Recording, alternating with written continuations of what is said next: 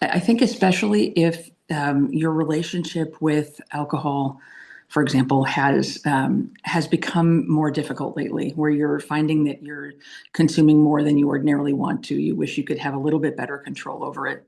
If your relationship with alcohol is sort of shifting, then it becomes a bit of an anxiety to go to an event like that, right? Because you're worried, will I be able to keep it under control? You're worried about what it's going to be like when everybody else is drinking a lot around you. Will you be able to resist, perhaps repeating what's happened at other family events for you? And that's why you have to go in with a plan, and why it's really smart to go in knowing that, as long as you stick to this plan, you probably can come out of this okay. You probably can come out of this safely and without, over consuming. I think it's very, very common to go in anxious also because you're then around family and they're also majorly under the influence. And that can be a trigger. There may be things about the patterns that they have and how they behave when they're under the influence of alcohol that you don't like. And that can be difficult too. So this is a super common problem. Whole families struggle with this disorder.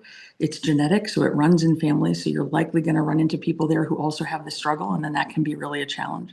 And then just face it, most people have folks in their family that can be a bit of a challenge for them, right? Getting together with family isn't just always, roses and champagne, right? It's actually often fraught with some challenges, and there can be relationship issues. There may be something that's happened with someone before. You could have had some kind of trauma history with someone in your family.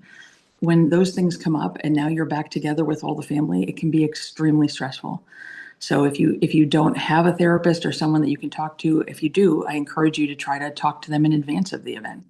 Maybe make a special time to chat with them this evening or tomorrow in advance of everybody getting together this weekend. So you can have a plan about how you're going to deal with that person that's particularly difficult or hard to be around for you. Because there are ways you can structure something to avoid interacting with that person as much. But things like that can take your anxiety down, being planful of the event in advance. And then the last thing I would say is have an escape route, right? You don't always have to stay at these things right till the very end. If you get to a point where you're super uncomfortable and you've been there for 5, 6 hours and you're really at this point not wanting to either still be at risk of being tempted to keep drinking, or you're having frustrations or challenge with somebody else that's there, it's okay to say, I think I've had enough for tonight. I'm going to go cancel. I'm going to, head home.